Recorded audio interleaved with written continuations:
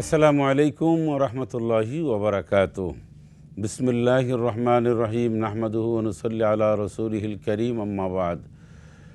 সম্মানিত দর্শক শ্রোতা, আপনাদের প্রিয় চ্যানেল একুশে টেলিভিশনের প্রিয় আয়োজন কোরআনের সূত্র থেকে আমি আপনাদের সকলকে আন্তরিক মোবারকবাদ জানাচ্ছি, ধন্যবাদ জানাচ্ছি।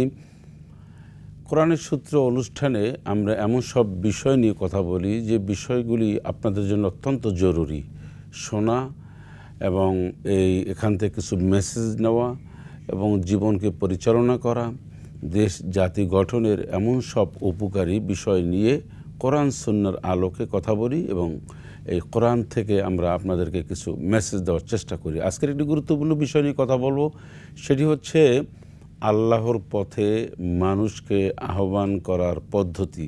ইসলাম প্রচার করা একটা গুরুত্বপূর্ণ কাজ, গুরুদায়িত্ব দিয়েছেন আল্লাহ রাব্বুল আলামিন আমাদের উপরে, অর্থাৎ আশরাফুল মখলুকাত হিসাবে আল্লাহ পাক আপনাকে আমাকে সকলকেই কিন্তু এই কোরআনের দাওয়াত অন্যের কাছে পৌঁছে দেওয়া এটি একটি জরুরি বিষয়। এটি কোনো নফল না, এটা কোনো ঐচ্ছিক কোনো বিষয় না, এটা হচ্ছে ইমানি দায়িত্ব। এর মানে হচ্ছে রাসূল আকরাম সাল্লাল্লাহু আলাইহি ওয়াসাল্লাম বলেছেন, বাল্লিগু আন্নী ওয়ালাউ আয়া, আমার থেকে একটা কথা যদি তোমরা জানো হে আমার উম্মত, তাহলে তুমি সে কথাটি অন্যের কাছে পৌঁছে দাও। সে কী কথা? কোরআনের কথা। সে কী কথা? রাসূলুল্লাহর সুন্নাহের কথা। তার মানে হচ্ছে আমি যদি একটা কথা ইসলামের জানি, সেটা কোনো না কোনোভাবে গল্পের ছলে হতে পারে, বক্তব্য দানে হতে পারে, সেমিনার সিম্পোজিয়ামে হতে পারে, আমার লেখনীর মাধ্যমে হতে পারে, আমার টেলিভিশনের বক্তব্যের মাধ্যমে হতে পারে, আমার বন্ধু মহলে হতে পারে, সর্বত্র ইসলামের কথা আমরা পৌঁছে দেব। আপনাকে দেখতে হবে যে আমি ইসলামের কথাটা বা এইখানে কোন কথা আমি খাপ খাবে, আমার অ্যাডজাস্ট হবে, আমি এটা এই পরিবেশ পরিস্থিতি আছে কিনা। একজন মানুষ খুব চিন্তিত, একজন মানুষ খুবই প্রেশানির মধ্যে আছে, ডিপ্রেশনের মধ্যে আছে, আমি যেই তারা বললাম, ভাই তুমি নামাজ পড়ো না কেন? আরে রোজা রাখো, নামাজ পড়া ঠিক হয়ে যাবে না। এটা কোনো কথা না, এটা কোনো ইসলামের এটা কোনো সলিউশন না, সমাধান এরকম হয় না। একজন মানুষ একটা অত্যন্ত জরুরি কাজ করছে, সেখানে যাই একটা হাদিস বলে দিলাম, এটা কি হয়? হয় না। একজন মানুষ ক্ষুধার্ত অবস্থায় আছে, ধরুন সে ক্ষুধার্ত অবস্থায় আছে, তাকে গিয়ে একটা রাসূলুল্লাহর বাণী শুনিয়ে দিলাম। একজন মানুষ খুব জরুরি ব্যস্ত, তার অনেক এমার্জেন্সি কাজ রয়েছে, আমি বলতে পারি ভাই দাঁড়ান একটা ইসলামের কথা শুনে যান। আরে এত দৌড়াইলে হবে, এত ব্যস্ত হইলে হবে? ইসলামেরও কাজ করতে হবে, নামাজ পড়তে হবে, রোজা রাখতে হবে না। এই সময় শোনে না মানুষ। কখন শোনে, কখন বুঝবে? এটা যিনি আহ্বান করবেন তার এই বুঝ, এই সামুজ, এই নলেজটা তাকে থাকতে হবে, তাহলে সে ফলপ্রসূ হবে, সফল হবে। আমি সে নিয়েই কথা বলবো। কোত্থেকে বলবো? কোরআন কারীম থেকে। উদউ ইলা সাবিলি রাব্বিকা বিল হিকমাতি ওয়াল মাউইযাতিল হাসানা ওয়াজাদিলুহুম বিল্লাতী হিয়া আহসান ইন্না রাব্বাকা হুয়া আ'লামু বিমান যাল্লা আন সাবিলিহি ওয়া হুয়া আ'লামু বিল মুহতাদিন ওয়া ইন আ'আকাবতুম ফা'আকিবু বিমিসলি মা উকিবতুম বিহি ওয়া লাইন সাবারতুম লাহুয়া খায়রুল লিস-সাবিরিন ওয়াসবির ওয়া মা সাবরুকা ইল্লা বিল্লাহ ওয়া লা তাহজান আলাইহিম ওয়া লা তাকু ফী দাইকিম মিম্মা ইয়ামকুরুন ইন্নাল্লাহা মা'আল্লাযীনা ইত্তাকাও ওয়াল্লাযীনা হুম মুহসিনুন। আল্লাহ রাব্বুল আলামিন বলছেন, দাইলাল্লাহ শুধু মানে যিনি আহ্বান করবে আল্লাহর রাস্তে। এর মানে হচ্ছেন এই দায়িত্ব কিন্তু শুধু আমার না, একজন আলেমের না, নির্দিষ্ট করে কোনো ব্যক্তির না। কোরআন প্রচার প্রসার, ইসলামের দিকে আহ্বান করা, এটা প্রত্যেকটা মানুষের কাজ। এখন আমরা কেউ বেশি বুঝি, বেশি করি, কেউ কম বুঝি, কম করি, কিন্তু এর দায়মুক্ত কিন্তু কেউ না। কোরআনুল কারীম দিয়ে মানুষকে সবাই বুঝাবে, আপামর সব জনতা, ব্যাপারটা কিন্তু এমন না। তবে সবার এই ব্যাপারে চেষ্টা প্রচেষ্টা থাকতে হবে। আল্লাহ পাক বলছেন, মানুষকে তুমি আহ্বান করবে আল্লাহর দিকে অত্যন্ত সুকৌশলে, প্রজ্ঞার সাথে, ওয়াল মাউইযাতিল হাসানা, এবং মানুষকে অত্যন্ত যুক্তিতর্ক, উত্তম তর্ক, যুক্তির সাথে, উপমার সাথে, মানে হচ্ছে আপনি মানুষকে বুঝাবেন এমন সব যুক্তি দিয়ে, উপমা দিয়ে, যুক্তিসঙ্গত, এটা বিজ্ঞানসম্মত হতে হবে। আরেকটি হচ্ছে ওয়াজাদিলহুম বিল্লাতি আহসান। আর যখন তোমার সাথে কেউ তর্ক বিতর্কের দিকে যেতে চায়, আর্গুমেন্ট করে বা অনেক কিছু জানতে চায়, বুঝতে চায়, তখন সেটা তুমি উত্তেজিত না হয়ে অত্যন্ত যৌক্তিক যে সমস্ত সফট ল্যাঙ্গুয়েজ রয়েছে সেই সময় তাদের সাথে সেভাবেই কথা বলবে। আপনি তাকে মনে করলেন যে না, এই লোকটা এত দাওয়াত দেওয়ার পরেও সে বা ইসলামের কথা বলার পরেও আমাকে বারবার উপেক্ষা করে বা আমার সাথে তর্ক করে, ঝগড়া করে, বিষয়টা এমন অধৈর্য হবে না। আমরা আরও কথা শুনবো ইনশাআল্লাহ তাআলা আজিজ, ছোট্ট একটি বিরতির পরে।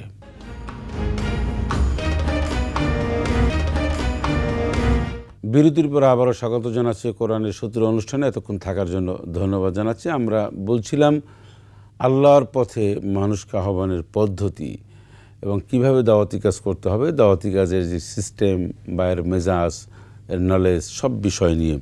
তা আল্লাহ রাব্বুল আলামিন বলছেন ওই না আকিবতুম ফাকিবু বিমিসলি মা উকিবতুম বিহ। এখন তোমার সাথে একজন ঝগড়া করেছে, গালমন্দ করেছে, এখন তুমি কি তার ডবল করবে? তুমি সর্বপ্রথম ধৈর্য অবলম্বন করার পদ্ধতি অবলম্বন করবে।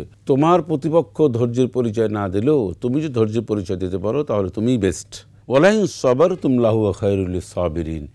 যদি তুমি সেটা না চাও, যে না আমাকে 5টা কথা বলেছে দাওয়াত দিতে গিয়ে, ইসলামের কথা বলতে গিয়ে আমাকে অনেক গালমন্দ করেছে বা আমাকে ভৎসনা করেছে বা ক্রিটিস করেছে, একটু অপমান করেছে, আসে না অনেক মানুষ, মেয়া এখন একেবারে তুমি ভালো হয়ে গেছো, ইসলামের কথা নিয়ে আসছো, তোমার মুখে ইসলামের কথা মানায় না, তোমার বাপ এইটা করছে, তোমার ভাই এটা করেছে, আর তোমারও তো একসময় দেখেছি আমি এইটা সেটা করতে। কিন্তু এটা কিন্তু কোনো কথা না। একজন মানুষ অনেক সময় অনেক বেলাইনে থাকতে পারে, অর্থাৎ ইসলামের বাইরে থাকতে পারে, বা তার দ্বারা অনেক ক্ষতিকর ইসলামেরও হতে পারে। হয়তো ওমর রাদিয়াল্লাহু তাআলা আনহু হয়েছে না, ওমর রাদিয়াল্লাহু তাআলা আনহু তো এত কঠিন ক্ষতি করেছে ইসলামের, যে রাসূলুল্লাহ সাল্লাল্লাহু আলাইহি ওয়াসাল্লামের এই দণ্ডন, তার মানে শির, তার কল্লা, তার মাথাটা নেওয়ার জন্য প্রস্তুত, তরবারি নিয়ে ঘুরেছে, ঘুরে ঘুরে নবীর এই দেহ থেকে মাথাটা আলাদা করে দেবে, তা পারেনি। পরবর্তী মুসলমান হয়েছে, কিন্তু তাই বলে কি তাকে কেউ ভৎসনা করেছে? তাকে কি কেউ কথা বলেছে এই তুমি আগে খারাপ লোক ছিলে, এখন ইসলামের মধ্যে ভালো হয়ে যাওয়ার পরে এত ভালো না, এরকম একটা কিছু বলেছে? বলেনি। আমরা অনেক মানুষে বলে থাকি এই তুমি তো হাজি হয়ে গেছো, হুজুর হয়ে গেছো, ভালো হয়ে গেছো, পীরে দাড়ি রাখলা কবে, আবার নামাজ পড়লা কবে। তো এটা ঠিক না। একজন মানুষ যখন দেখবেন আপনি যে সে ভালো পথে চলছে, একটা মানুষ অনেক সময় অনেক খারাপ পথে থাকতে পারে, আপনি তাকে অ্যাপ্রিসিয়েট করবেন যে না আলহামদুলিল্লাহ এটাই তোমার জন্য মানানসই, এবং একথাও বলতে হবে যে আমরাও যেন তোমার লাইনে আসতে পারি, তা সেই দোয়া তুমি করবে। তাহলে যে মানুষই নামাজই পড়েছে, নামাজ ধরছে, ভালো কথা বলছে, হয়তো ইসলামের পথে চলছে, সে মনে করবে যে না আমি সঠিক পথে আছি, আমার বন্ধুরা, খেলার সাথীরা, কলিকেরা, ক্লাসমেট যারা রয়েছে, রুমমেট যারা ছিল, তারা আমাকে তো অ্যাপ্রিসিয়েট করছে, আমাকে ধন্যবাদ জানাচ্ছে, মোস্ট ওয়েলকাম জানাচ্ছে, তাহলে আমি আছি। আরও উৎসাহ উদ্দীপনা লাভ এখানে। আপনি যেটাকে স্বীকৃতি দিলেন আপনার অনেক সব। বিশ্বনবী মানুষের কাছে যখন ইসলামের দাওয়াত দিতে গেছেন, মানুষের কাছে ইসলামের কথা পৌঁছে দেওয়ার জন্য মনস্থ করেছেন, গিয়েছে, গলা ধাক্কা দিয়ে বের করে দিয়েছে। তিনি শুধু তাকিয়ে একবার দেখেছেন আর আকাশের দিকে তাকিয়েছেন, আর তার মিশন, তার দাওয়াত অব্যাহত রেখেছেন। ক্ষত বিক্ষত হয়েছে আমার নবীজি। একদিকে তিনি অনাহার, অভুক্ত অবস্থায়, পানি তৃষ্ণার্ত তিনি ছিলেন, আর তিনি সকালে খাননি, দুপুরে খাননি, রাতে খাননি, একটু পানি খেয়েছেন, একটা খেজুর খেয়েছেন, তার পরের দিন এরকম অবস্থা, তার পরের দিন এরকম অবস্থা। তাই বলে তিনি ঘরে বসে রননি, ঘরে বসে থাকেননি, স্ত্রীদের সাথে তিনি এইরকম ব্যাপক সময় কাটাননি, প্রয়োজনীয় সময় ব্যয় করে স্ত্রীর সংসারের প্রতি আবার বেরিয়ে পড়েছেন এই কোরআনের জন্য, যে কোরআনের সূত্র থেকে আমরা বলছি। সেজন্য আল্লাহ পাক বলছেন কি, যে আপনি ধৈর্য ধারণ করুন, তাহলে আপনার উপরে আমার সাহায্য আসবে। তাহলে কোরআন কারিমের অন্যত্র বলছি ইয়া আইয়ুহাল্লাযীনা আমানু ইসতাঈনু বিস-সাবরি ওয়াস-সালাহ ইন্নাল্লাহা মা'আস-সাবিরিন। হে ইমানদারগণ, তোমরা ধৈর্য অবলম্বন করো, তোমরা সালাত আদায় করো, তাহলেই তোমাদের উপর আল্লাহর রহমত, আল্লাহর বরকত, আল্লাহর নেয়ামত তোমাদের উপরে পতিত হবে, এসে যাবে। আর এখানে আল্লাহ রাব্বুল আলামিন বলছেন ওয়ালা তাহজান আলাইহিম ওয়ালা তাকু ফি দাইকিম মিম্মা ইয়ামকুরুন। হে নবী, আপনি কোনো চিন্তা করবেন না, আপনি কোনো কষ্ট পাবেন না, মনে দুঃখ নেবেন না, আপনি কোনো ধরনের কোনো মনে ব্যথা পাবেন না। আমি জানি কাফিররা আপনাকে কত কথা বলে, যে আচরণ করে নিষ্ঠুর আচরণ, একটা সাধারণ একটা পথিক, একজন মানে একেবারে সর্বনিম্ন একটা খারাপ মানুষের সাথেও তো এরকম মানুষের সাথে মানুষ ব্যবহার করতে পারে না। আপনি আমার দোস্ত, আপনি আপনাকে আমি ক্ষমতা দিয়েছি, আপনাকে আমি ভালোবাসি, পৃথিবীর মধ্যে সবচেয়ে সেরা মানুষ হচ্ছেন আপনি আমার কাছে। এরপরেও কাফিররা যে আচরণ করে, এই আচরণে আপনি দুঃখ পাবেন না, কষ্ট পাবেন না, মনক্ষুণ্ণ হবেন না। এই কোরআন কারীমের মধ্যে বলছে, আপনি পড়ে দেখবেন 127 নম্বর আয়াতে আল্লাহ পাক সূরা নাহলের মধ্যে আল্লাহ পাক কি বলছেন, ওয়ালা তাহজান আলাইহিম ওয়ালা তাকু ফি দাইকিম মিম্মা ইয়ামকুরুন। আপনি মনক্ষুণ্ণ হবে না, তাদের ষড়যন্ত্র যা কিছু করুক না কেন, তাদের ষড়যন্ত্র সব আমি নস্যাৎ করে দেব। তাদের ষড়যন্ত্র আপনার ব্যাপারে, ইসলামের ব্যাপারে যারাই করবে, সকল ষড়যন্ত্র ছিন্ন ভিন্ন করে দিয়ে, সব ষড়যন্ত্র উপেক্ষা করে আমি আপনার দিনকে আপনাকেই বিজয় করে দেব। দিন শেষে সবাই আপনার দুর্বৃত হবে, সবাই পরাজয় হবে, আর সুনিশ্চিত আপনার জন্য। আরও গুরুত্বপূর্ণ কথা আমরা বিরতির পরে শুনব, আপনাদেরকে শোনানোর চেষ্টা করব। তবে নিচ্ছি অনুষ্ঠানের পর্যায়ে ছোট্ট একটি বিরতি। আসসালামু আলাইকুম ওয়া রাহমাতুল্লাহি ওয়া বারাকাতুহু। বিরতির পরে আবারও স্বাগত জানাচ্ছি কোরআন সূত্র অনুষ্ঠানে। এতক্ষণ আমরা শুনছিলাম যে একজন মানুষকে আল্লাহর পথে আহ্বান করার পদ্ধতি, দাওয়াত দানের যে অবস্থা, সে অবস্থা সম্পর্কে। তো আল্লাহ রাব্বুল আলামিন বলছেন সূরা নাহলের 128 নম্বর আয়াত, ইন্নাল্লাহা মা'আল্লাযীনা তাকাউ ওয়াল্লাযীনা হুম মুহসিনুন। আল্লাহ রাব্বুল আলামিন কাদের সাথে আছে বলুন তো? আমি যদি আপনাকে প্রশ্ন করি, তাহলে প্রশ্নের উত্তরটা আমিই দিয়ে দিচ্ছি। আল্লাহ কাদের সাথে থাকেন? আল্লাহ পাক কাদের সাথে থাকেন মানে আল্লাহর রহমত, আল্লাহর বরকত, আল্লাহর রহমতের দৃষ্টি কারা পায় জানেন? যারা তাকওয়া রয়েছে, আল্লাহকে ভয় করে। এই যে কেউ ব্যক্তি হতে পারে, যে কোনো মানুষ হতে পারে। আমরা কিন্তু অনেক সময় বলি আমরা গুনাহগার, বা আল্লাহ পাককে আমাদের ভালোবাসবেন। অনেক সময় আছে না, অনেক মানুষ সঠিকভাবে আমরা নামাজ পড়তে পারি না, সঠিকভাবে চলতে পারি না, সঠিকভাবে পুত পবিত্র থাকতে পারি না। এই সমস্ত থাকার বা এই সমস্ত কার্যক্রম করার কারণে আমরা আশাহত হয়ে যাই, আমরা নিরাশ হয়ে যাই, আমরা নিজেকে ধরে নিই যে আমার দ্বারা কোনো কিছু হবে না, আল্লাহ আমার কথা শুনবে না। কেন? আমি তো আজকের এই কাজটা করতে পারি, নামাজ পড়তে পারি না, বা ঠিক মতন উজু করতে পারি না, বা ঠিক মতন ভালো ইবাদতবন্দি করতে পারি না। না, এটা করা যাবে না। আল্লাহ পাক একজন মুসির দোয়া কবুল করেন, একজন অলির দোয়া আল্লাহ ফেল করে দিতে পারেন, আল্লাহ প্রত্যাখ্যান করতে পারেন। কার কখন কোন সময় কার দোয়া কবুল করেন, নারী এবং পুরুষ সবার যে কোনো সময় দোয়া কবুল করতে পারেন। তাই আল্লাহ পাক বলছেন ইন্নাল্লাহা মা'আল্লাযীনা তাকাউ ওয়াল্লাযীনা হুম মুহসিনুন। ভালো ভালো কাজ আপনি করার চেষ্টা করুন, ভালো কাজ যারা করে এবং যারা তাকওয়া আছে। তাকওয়া মানে পরহেজগার, আল্লাহর একটু ভয় আছে। একজন মানুষের সাথে আপনি মুস্কি হাসি দিয়ে কথা বললেন, সুন্দর ব্যবহার করলেন, একজন মানুষকে একটু পথ দেখাইয়ে দিলেন, একজন মানুষের একটু উপকার করলেন, ঠিক না? আমরা এই কাজটা কিন্তু অনেক সময় কম করি। এটা ঠিক না, এটা করতে হবে। আল্লাহ রাব্বুল আলামিন অন্যত্র বলছেন ওয়ালা তাস্তাবিল হাসানাতু ওয়ালা সাইয়্যা ইদফা বিল্লাতী হিয়া আহসান ফাইযাল্লাযী বাইনাকা ওয়া বাইনাহু আদা وَكَأَنَّهُ وَلِيٌّ حَمِيمٌ وَمَا يُلَقَّاهَا إِلَّا الَّذِينَ صَبَرُوا وَمَا يُلَقَّاهَا إِلَّا ذُو حَظٍّ عَظِيمٍ। ভালো এবং মন্দ এক না, ভালো তো ভালো, মন্দ তো মন্দই। সেদিন আল্লাহ পাক বলছেন, হে পৃথিবীর মানুষ, মন্দ ভালো এক না, দুই জিনিস, দুই মেরুর। আর তুমি যদি তোমার কোনো শত্রু যে তার সাথে তুমি ভালো ব্যবহার করো, তার সাথে সুন্দর ব্যবহার করো, তাহলে সেই শত্রু বন্ধুতে পরিণত হয়ে যাবে। ইদফা বিল্লাতি আহসান ফাইযাল্লাযী বাইনাকা ওয়া বাইনাহু আদাওয়াতুন কাআন্নাহু ওয়ালিয়্যুন হামীম। তোমার বন্ধু যে শত্রু, যে তোমার জীবনের শত্রু, তার সাথে তুমি নরম ব্যবহার করে দেখো না। হতে পারে তোমার অনেক ক্ষমতা আছে, তোমার অত মানে যশ খ্যাতি রয়েছে, তারপর তুমি তার সাথে একটু ভালো ব্যবহার করো, দেখবা সে তোমার বন্ধুতে পরিণত হয়ে যাবে। আর আল্লাহ রাব্বুল আলামিন বলছেন, ওমান আহসানু কাওলাম মিম্মান দাআ ইলাল্লাহ ওয়া আমিলা সালিহান ওয়া ক্বালা ইন্নানি মিনাল মুসলিমিন। তার কথার চেয়ে কার কথার উত্তম হতে পারে যে আল্লাহর পথে মানুষকে আহ্বান করা, নিজেকে নিজে মুসলমান বলে দাবি করে।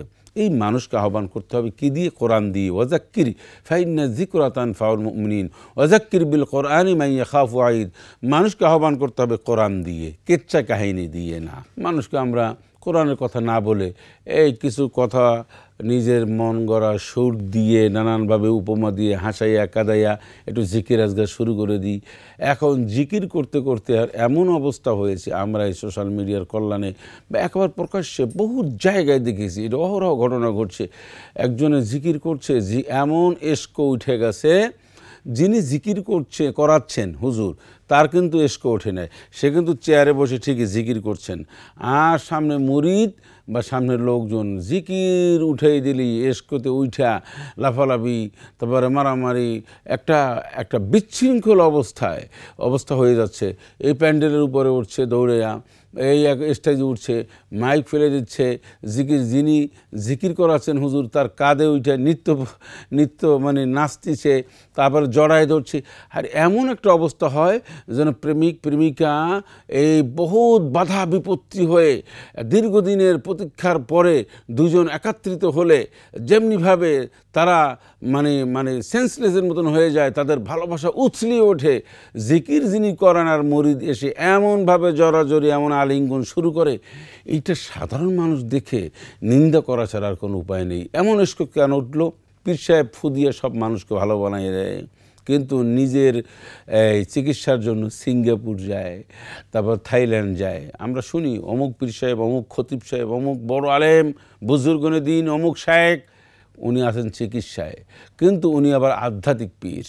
উনি মানুষের নফসকে, মানুষের রোগ ব্যাধি ফু দিলেই নাকি, পানি দিলেই বা ফু দিলেই ভালো হয়ে যায়। এগুলো ভণ্ডামি। এগুলো কি? ভণ্ডামি। আমরা আসুন সঠিকভাবে ইসলামের কথা বলি। আল্লাহ পাক বলছেন, ইয়া আইয়ুহাল্লাযীনা আমানুত্তাকুল্লাহ ওয়া কুলু কাওলান সাদীদা।